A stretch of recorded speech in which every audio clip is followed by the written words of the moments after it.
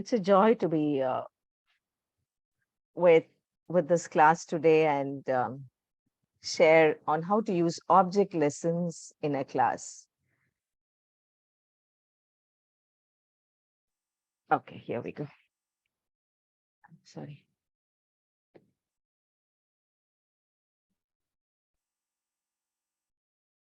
Okay. So the Light of the World curriculum is very simple, and it uses a lot of, it gives us a lot of opportunity to use objects as we teach, whether it be the vocabulary as well as the Bible story. So what is an object lesson? An object lesson is a teaching method that consists of using a physical object or a visual aid. Now, this is a pencil, this is a pen. If you are using, and if you are taking an online class, you could display pictures, screenshots, or make a PowerPoint of the objects that you are going to use. So an object lesson is a teaching method that consists of using a physical object or visual aid as a discussion piece for a lesson. Object lesson teaching assumes that material things have the potential to convey the information. What we see is more, the mind is able to retain faster and for a longer period when we visualize something. And this method was used by Jesus Christ himself to teach. Isn't that something so wonderful that Jesus Christ himself was a great object lesson teacher? For all his parables are based on objects, a fish, currency, everything. A sower sowed seed, mustard seed, water when he stood by the well. When he was by the well, he used water and spoke about living water. When he fed 5,000 people, he taught them about the bread of life, and he used the fish and the bread. When he was on a fishing boat, he said that the kingdom was like a fishing net. He told his listeners to consider the lilies, the sparrows, the hairs on the head. Jesus referred to a fig tree, a mustard tree, yeast, salt, a vineyard, money, and other things from everyday life. They were not something which were complicated or which the people didn't know. They were simple things which everyone knew about, which they were immediately able to see around them. Like when he spoke about a vineyard, he was probably sitting in a vineyard. When he said, consider the sparrows, probably there were sparrows flying around. When he taught the parable of the sower, that means they were sitting next to a field or inside a field. And the most important thing, Jesus asked the disciples to remember him as they took bread and wine at the Last Supper. So the Bible is filled with visible reminders of God's communication and connection with his people, just as Christ was the visible image of an invisible God. Similarly, object lessons are visible expressions of the lessons that we are going to teach. Now, what are the advantages of an object lesson? Objects attract and hold the attention of the observers. Objects can simplify complex ideas. Now, especially if you are taking a Bible lesson and it's based about the Trinity, that's a bit difficult to understand. Now, you can easily say ice, water, gas, and show how they all come from the same source, just like that. So we can simplify complex topics. Retention is very good due to the high interest. Now, when you show an object, immediately everyone is attracted to what it is or what you're going to say about it. Now, if I'm going to just say a balloon, I have a balloon, the balloon is red, my balloon is very beautiful, you will not show any interest. But if I'm going to pop up a balloon and say, this is a balloon, this balloon is red in color, everyone is instantly attracted to the object. Now, if I say, do you know red color, blood is red, you will think, okay. But if I say balloon is red, next time, the moment I say red, everyone will remove the Remember the balloon, but not the blood which runs from head to toe, because the blood is invisible while the red colored balloon is visible. So retention is very good. High interest levels extends to all age groups. All of us love object lessons, and I've taken object lessons from all age groups, right? From kids, pre-KG kids, to elders above 70 years, and they all love object lessons. It's nice to see something and learn rather than just look at a book and learn. Object lessons turn people's eyes into ears. Your hearing turns into seeing. Now, because people think in terms of words and images, objects help them recall what is taught. Now, when I read the Bible, if you ask me a certain portion, the first thing which will crop in my mind is, oh, I saw this verse at the left side of the Bible. I recollect the position of it, I visualize it, and then I remember it. Okay, that was Psalms 43, verse 1. So object lessons turn our eyes into ears. And we need not find something complex to use an object lesson. A pen, a paper, a book, fairly easy to use a class, and elaborate equipment is not required at all. You need not complicate it and bring down scientific things to explain. The student is given first-hand experience by coming into contact with the object. That's very important, touching and seeing and feeling it, and then knowing it. If I'm going to say, pass an apple tastes very sweet, you will nod your head. Now, if I'm going to give you a piece of apple or an apple in your hand, and then cut a piece and ask you to taste it, then you will definitely remember that apples are very sweet and they are very tasty and they are very round.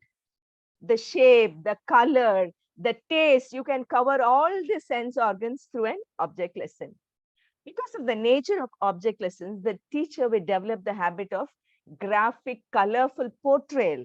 Instead of just simply talking and talking and talking, the teacher is able to make the class more colorful and more interesting. Now, do we have disadvantages of object lessons? Definitely. Everything has advantages and disadvantages. Some have more advantages and less disadvantages. What could be the disadvantages of an object lesson? The biggest thing is the time. Each class has a time. We have a specific time. Now, if you're going to spend all your time uh, teaching via an object lesson, it's going to be very tedious and very long. So it's good to keep an object lesson either as an introduction or an illustration or for conclusion. Similarly, object lessons do not work well with large groups. If you're going to use a small object lesson and show it to 100 people, they will not be able to see it, and you won't find the time to pass it on to each and every person. It's going to be very time consuming. One basic factor is thinking of object lessons is sometimes very hard for people. You have to keep your mind open to what could possibly be an object you can use, or how can you turn it into a lesson. This is one basic thing. There's the danger that students may become more interested in the object than in the lesson that is being presented. They keep on looking out for the object, and they may lose interest if the next time you don't have an object and you're simply going to keep talking, they will miss the object. That's one thing. How do we use it for an ESL class? Now, this is for this webinar is mainly intended for ESL teachers. Now, how would I manage an ESL class with objects? I use very, very simple objects. Now, let me show you a simple example. Ouch. Okay. So I will take a plastic box, a basket, and I will put papers like this. I'm just going to put papers. It can be either words or pictures. Now I will pass on this basket around my class and ask them to pick up a word. Now I might have taught picture book that day. Door, window, chair. So what are the contents in a living room? We have a lesson. So I will either show them, ask them to pick it up and go and touch. Now this is chair. So I will ask them to go and touch a chair in the classroom and show me what a chair is. That's one thing I can do. When it is for a young group, what I do is instead of putting it in a basket, I put it inside a balloon.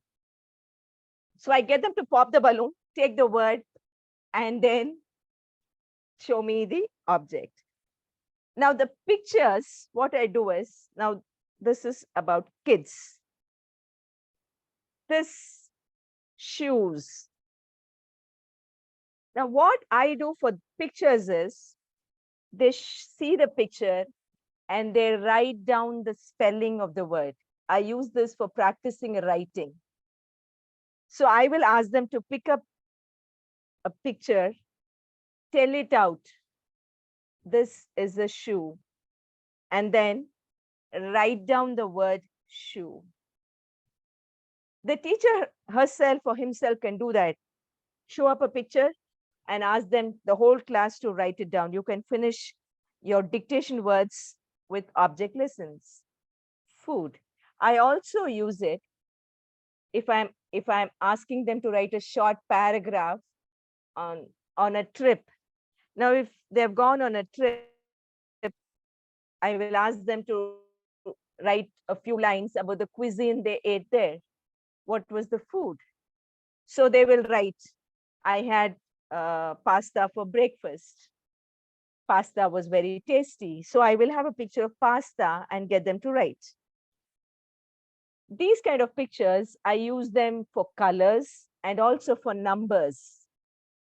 Now, this is an apple. 2 apples are green. 1 apple is red. And then, so how many apples are there? There are 3 apples.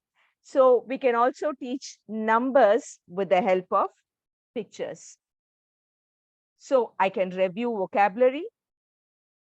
I can ask them to write down the word, to create stories, and also to identify the pictures. Now, how will I teach them prepositions? That's very easy. Now, I'll give them a bowl and then say, where is the pen? The pen is inside the box, in the cup. The pen is under the cup. And now you can ask, you can leave everything in a plate and then tell, put the pencil under the book. They will have to demonstrate it. Only then can we check. Usually children students are very attentive when we talk to them. They nod their heads as though they have understood. And the brain always has short-term memory. Now, if I'm going to just say, put the pencil under the book. So under means keeping it under. They will say yes. But if I'm going to say, put the pencil under the book, put the pen on the book, put the pen in the basket, and then call them up and say, okay, Melina, put the ball inside the basket. Then remove the ball and put it on the table. That's easier for us to practice grammar through object lessons.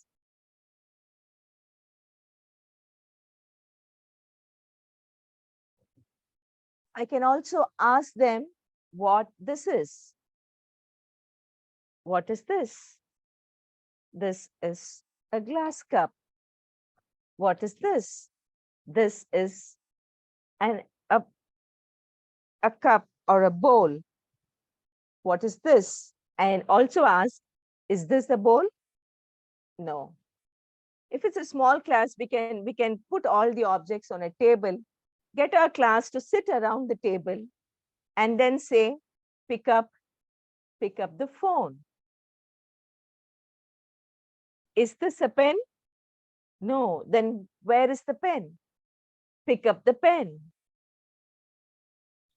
And Light of the World curriculum also has games which uses object lessons to teach the lessons. Now, when I taught family, I used a lot of photographs. And what I did was I hung it up in class on a board. I used a board and just hung up the pictures. Okay. And the previous day, I asked the class to bring some pictures of their family. I had mine put up on small things. And then I asked, this is a family. This is a woman. This is a man. This is a couple. And then I asked them to write a few lines about their family. So I am a girl. I am 15 years old. I go to school. That way, it makes the class very interesting, and also gives more opportunities for them to learn fast. The best use of object lessons can be in our Bible lessons. Now, what are the ways I use for the scripture lesson? Flashcards I always carry flashcards. Where are they? Okay, here they are. Of the story. Now, this is the Last Supper story. So suppose we have that in the curriculum. I make flashcards with the pictures and get them to read one slide or one page and then show the pictures. That's one easy way of teaching the Bible lesson. We also play games. You could do that online also. Now, this is a maze. So, start. You get your first vocabulary word right. Clap your hands. So the whole class claps. Next, someone else gets the vocabulary word wrong. Then that person has to jump 3 times. That way, we play a game. From a lot of pictures, because I'm also a Sunday school teacher, my house is filled with pictures. So I put them to best use for the Bible lessons. Now, how do you teach a Bible verse?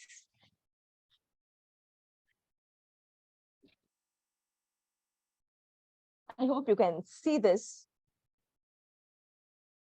My command is this. So, Pastor Tang is missing. So, Melina, what would this be?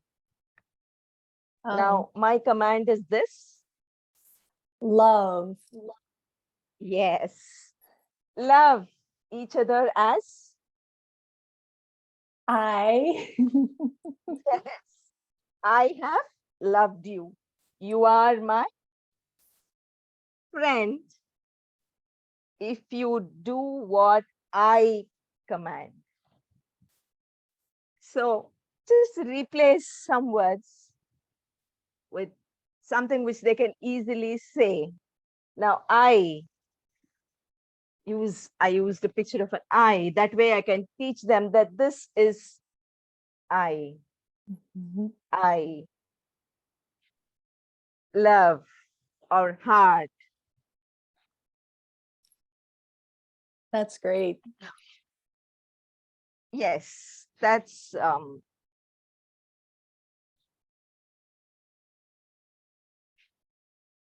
display the memory verse. Jesus Christ is the same yesterday and today and forever. Take a printout, add some pictures to your memory verse, and stick them in the classroom. So when they walk in, they're going to read it and they're going to carry it back with them. For an online class, what I do is I just erase some words. I type the whole verse, and then I erase some of the words as they learn. So if it is Jesus Christ is the same yesterday, today, tomorrow, I will first ask them to read it 3 times, teach them thrice, and then I will remove one word. And then they will remove the next one, remove the next one. And soon they will have a blank screen, but they would have already learned the verse, because this helps them to retain faster. I also take small pictures like this and just stare it and give it off to them when they finish, or as a small treat if they get it correctly. Labels, something like that, which they can carry home. And if it is an online class, maybe you can give them stars, or just a small poster, or something which they can see and feel happy about. Everyone loves a little bit of praise, and especially our students. They definitely love it when we encourage them, when we even for the smallest thing. It's so nice when someone says 2 words of joy to us. No, you're looking nice, and that makes them happy. That's the same with reading also. You've done a great job today, and ignore the small mistakes that they make. Just ignore it off. None of us are perfect. And as teachers, we're also learning. We keep learning, right? It's going to be never ending, this learning. So I thought I'll conclude by something like this. Now, this is a glass of water, right? Now, I want you to pour this glass of water.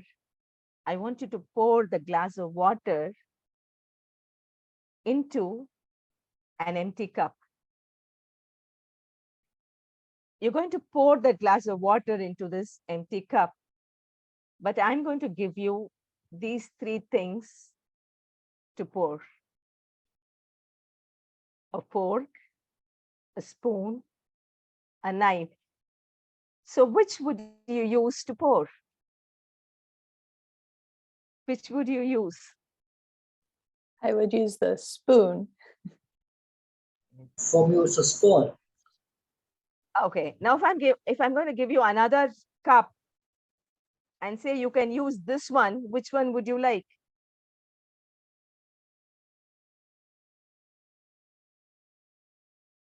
The cup, right? Because it's easier to lift the water and pour it. Right. Now, does that mean that the spoon or the fork or the knife has no purpose? Does it mean they don't have any purpose? Then I couldn't use them to pour water. So does it mean the fork has no purpose? The spoon has no purpose? The knife has no purpose? No. Yes. Now, what would you use a fork for?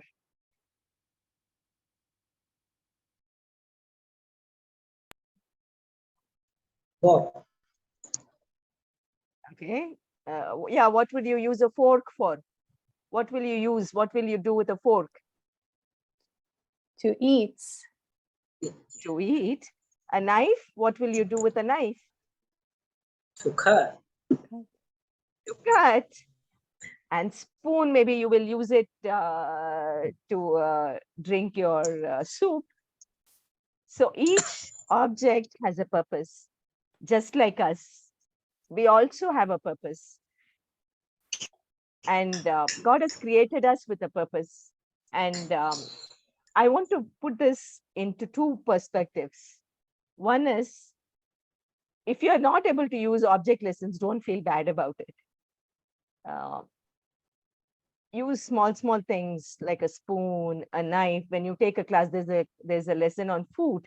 So you can bring a spoon, you can bring the fork, you can bring the cup and show it to them. and have them play a small game about it and teach them about it. Keep the objects lesson small. Don't make them take the whole time of it. And always remember that it's okay if you're not able to do that.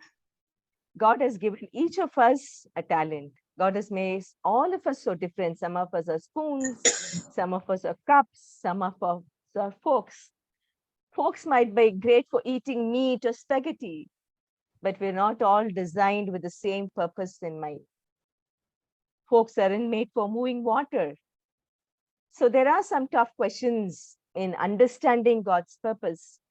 But believe that definitely if you have trained yourself and answered God's call to be an ESL teacher, God will definitely fulfill his purpose through you, even though you might think I'm so unworthy, or I'm just like this fork, I cannot be used at all places. I'm like this knife, which is so sharp. Maybe my nature is very sharp. How will I mingle with my students? How will I be kind to them? So many questions, but trust that God has a purpose in your life and mine. And God has called us not just to teach English. The ultimate purpose is sharing Jesus Christ through the gift of English. So may God help us to use whatever little objects we can find, just like Jesus Christ did, and continue to do his work. And remember that it's ultimately God who gives us the yield. It's not in our hands. We will give our best. Maybe we can decorate our class and do an excellent work and still not have any students learning English, and just teach in a simple, sweet, loving way, and the whole class understands English. Let's leave the job of harvesting to God and continue to do our best, improvise our lessons in not just talking, in using object lessons, in using pictures, in and do them with a lot of love. And may God bless everything that we do for Him. And let us always remember that it's not our talents which matter. It is the students learn English, and that God be glorified through whatever we do. That's most important, that we remember that God be glorified, and let it not become a display of our talents. Rather, let it be learning together as a group, and God's name be glorified. Thank you so much, Marina, for this opportunity. Blessed to be here and blessed to be working with you. And we hope to continue to use this webinar to train more and more people around the world. God bless.